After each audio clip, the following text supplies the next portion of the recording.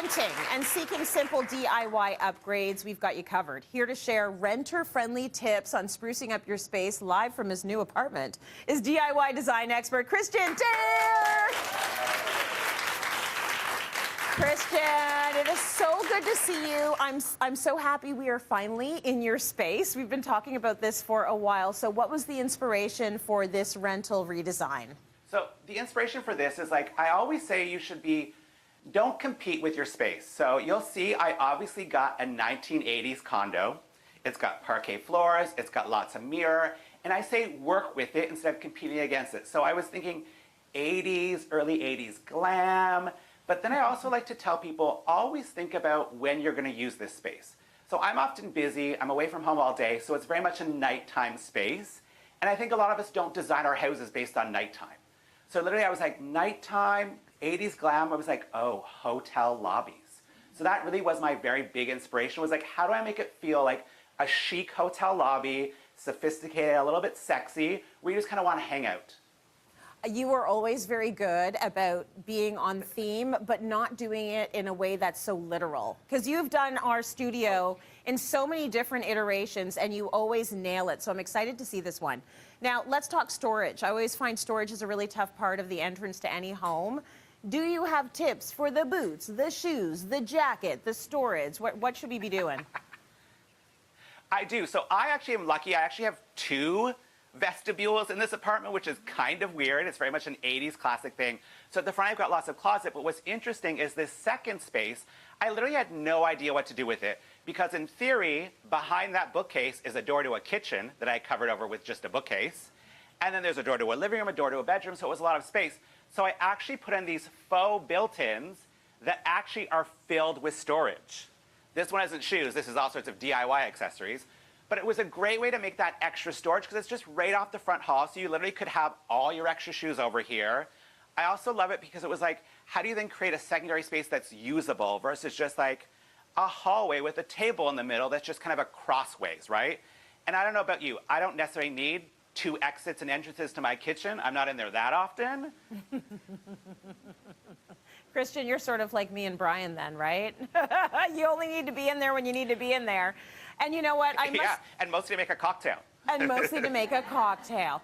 I must know you very well, because as soon as you said 80s glam, I'm like, he's going dark. And there you went dark, and it looks chic, and I love the drama of it. So let's talk about elevating the space. So literally what it is, it's actually Billy IKEA bookcases. So they're not that fancy, but literally I planned them so they would go wall to wall.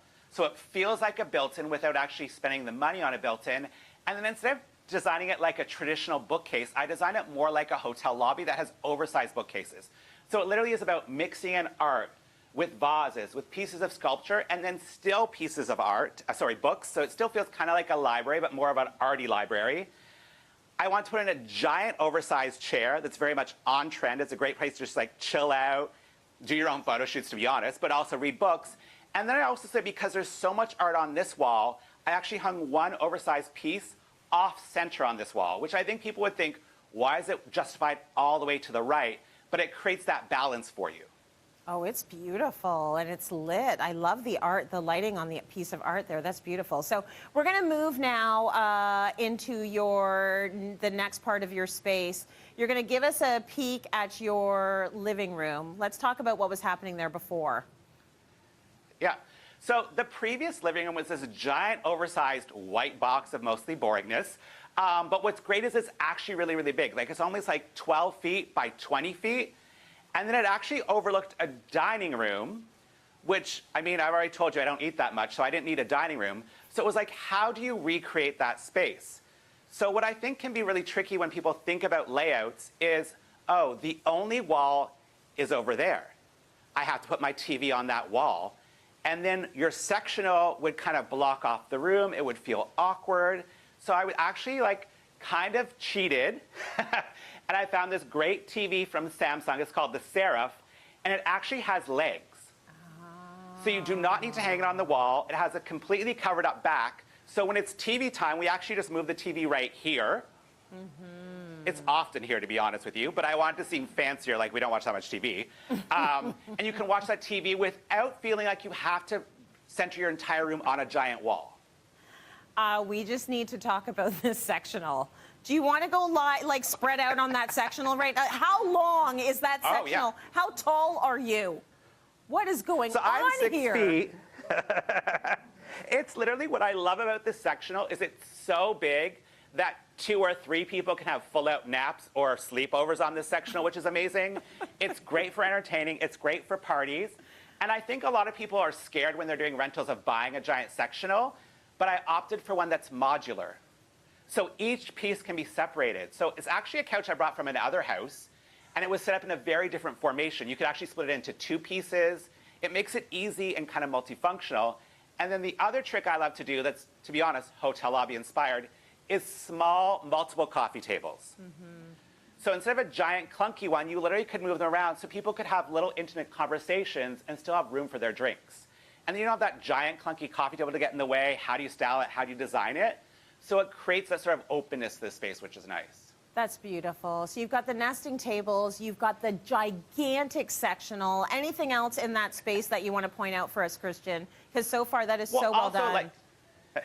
Yeah, so what I love is I've broken probably every designer's rules that talk about it. As you see, I have way more than 3 pillows on this sofa, which I think is fine when you have a giant sofa. And it's all about mixing and matching them, right? So it's like doing that oversizedness, that overprint on print on print, which I think is interesting. I think when people think I talk about, oh, I really want to do an 80s glam room that's very dark and black.